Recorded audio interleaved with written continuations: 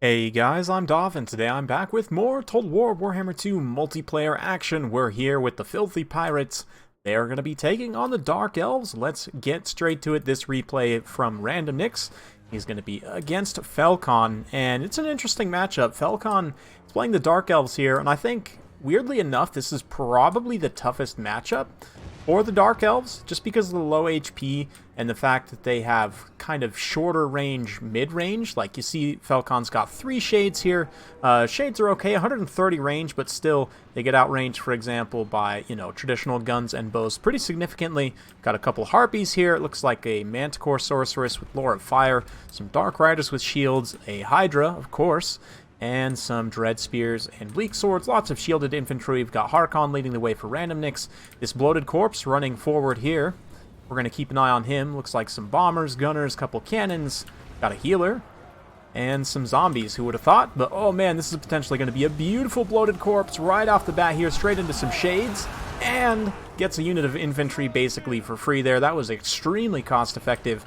And a nice Burning Head in response. Going to get some of those handguns there. Kills about half the unit, probably will force them into crumbling. And here it looks like nicely blocked with the pole arms there. Going to be blocking up those deckhands, but at the same time the Harpies will be able to punch through, get on this artillery, and shut it down. There's quite a bit of artillery here, mortars and carronades. The bombers, though, are a brutal pick. Bombers are actually pretty good right now to act as kind of a second line unit. Throw their bombs, and they'll even throw them a little bit in melee, you can see here with some of their melee attacks, but they're getting a nice bomb, but a beautiful roast from the Hydra. So one Burning Head, one roast from the Hydra Breath, and both these zombie handguns are basically shut down. No black spot, unfortunately, for their bayonets, and a nice power spike as the Murderous Powers goes off. But that being said, the bombers have wrecked a ton of these infantry here. There's still quite a few healthy bomber units left. And what happened to Harkon? I'm not really sure where he's gone off to. He's around here somewhere, I'm sure, doing something. But if we have a look, oh, here he is. Looks like chasing around the Supreme Sorceress in the air. It's got that Hornswaggle up.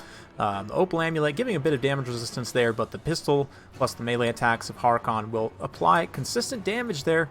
The Hydra is pushing through though, and that is a pretty big problem. There's not a lot of tools left here to take down the Hydra. We've got some summoned pistol mobs here, and the captain here going to try and hold the line if she can. More pistol mobs being summoned. That's a pretty good play to try and use that missile pressure to take down this Hydra, but she herself took a big hit there. Didn't have a Hornswaggle or any kind of support abilities available. And think about carronades, yes, they do pretty good damage against stuff like cavalry, but they really just don't have enough DPS, and this is true of most direct fire artillery like carronades, cannons, stuff like that. Realistically, they just don't have enough DPS to really kill single entities fast enough. I would almost always, well, very rarely these days would you guys see me taking these types of artilleries. I think maybe a Warp Lightning Cannon, but even then you're probably better off to go with Giselles in most situations. It's just kind of a weird place. This direct fire artillery, I mean, it just one-shots cavalry models anyway. I don't know why they don't buff the damage just a little bit across the board on all of them. It does kind of lead to some weird kind of campy build styles like this, but right now it just doesn't even work straight up. Like, I mean, the Hydra especially, it's got a lot of self-healing, but even still, with all of this focus fire here, and with the pistols and everything, it's still, just fine. Meanwhile, over here, Harkon's trying his best. He is quite a powerhouse, and he's just about finished off the Supreme Sorceress here. Critically, though, we've still got a few shades alive, and it looks like another Burning Head. Bombers do move out of the way nicely there. Oh, it's the Arms of Paul's Black Horror. Okay. And now comes the Burning Head. It should actually get a few of those zombies. We'll also do some damage to the friendly infantry there, but that's just fine. The shades open up and get some really good damage on Harkon. You can see these shades have used up quite a bit of their ammo. Haven't really been highlighting them much, but they have been very key, kind of breaking up this advance here. You can see they have taken damage, but Harkon's also taken a lot of damage as well. Now, that being said, the Hydra over here get a little bit isolated. Hydra's leadership, obviously not the best, one of their main weaknesses, but it does get a nice Dragon Breath there. And these cannons, the carronades, are able to stay online, at least for the time being. Likewise, the fleet captain heals herself up a bit, going to stay online as well. So maybe they'll have enough to finish off this Hydra in the late game. We'll see if the leadership holds up, but a nice dive from Falcon with these Harpies gets on that carronade there, going to shut it down and probably finish off the crew. Harkon himself comes down for a nice rear charge on the Hydra. Will it be enough, or will this Hydra just tank the damage? It is actually routed at this point. He used the power siphon just to put a bit of extra recharge time on that breath attack. I believe only 2 breaths have been used so far, so trying to delay the third one perhaps, and at the very least just keep that Hydra off the field, or it might have been just a misclick. It's totally possible as well. Now this Carronade is online. They're crumbling though, so when they get back on the cannon piece itself will actually take damage from crumbling, right? You see the animation happens to the cannon piece. The other 2 are actually destroyed, and it does look like we're going to get a fireball potentially from the Supreme Sorceress to come in here and finish off that last Carronade piece. So what otherwise would have been a nice option, going to get detonated here. Yep, ooh, direct hit. That is one of the strengths of fireballs, picking off artillery pieces like that. With no artillery, you can see that does set the balance of power back quite a bit, as this thing still had a ton of ammo left. And that's, again, what I'm talking about with that direct line of fire artillery. I mean, yes, 1 to 2, I say 1 can be good. If you're going to go heavy, I think you need at least 3 to 4. And here, Random Nicks had kind of the mix, which can be good in some situations. Certainly the mortars are good against something like Shades, the light infantry that the Dark Elves tend to bring here. The Carronades, I think, are a little bit of a riskier pick. I honestly just think you go a bit wider with regular handguns, and they're going to do the same job a lot more effectively. I mean, yes, you don't have the long-range pressure, but most people don't take cavalry against Vampire Coast very consistently because they have the cheapest, most cost-effective halberd in the game.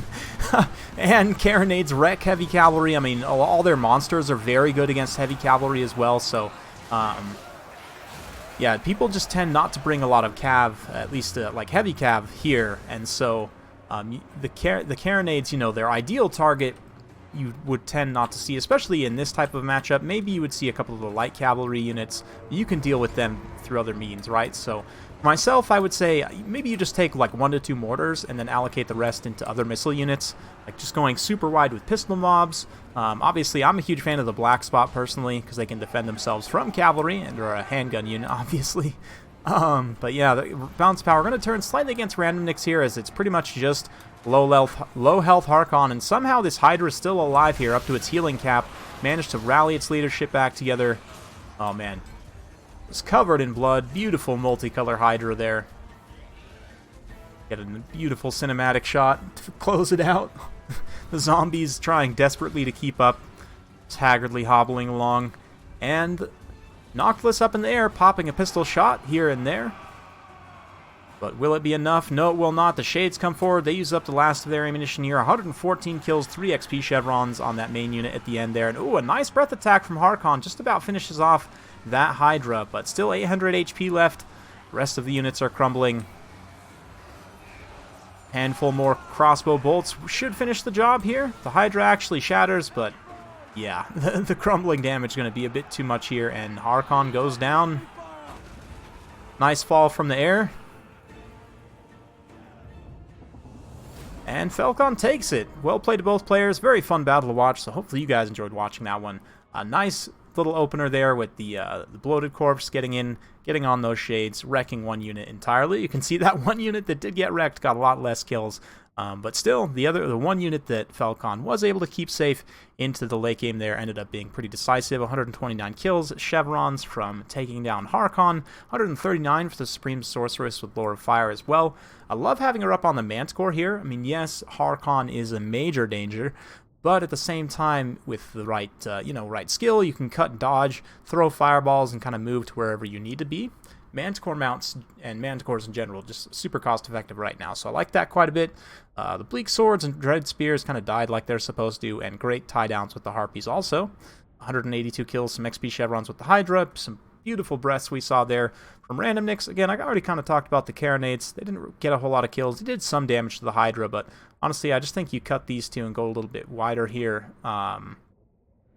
Yeah, I don't know. I mean, it's a reasonably high-priced unit, so you could even grab like a couple of blocker crabs, go with like a couple hounds, and then maybe upgrade some of these guns. Get like some pistols in here, get like the black spot. I don't know. I'd kind of have to play with things and see.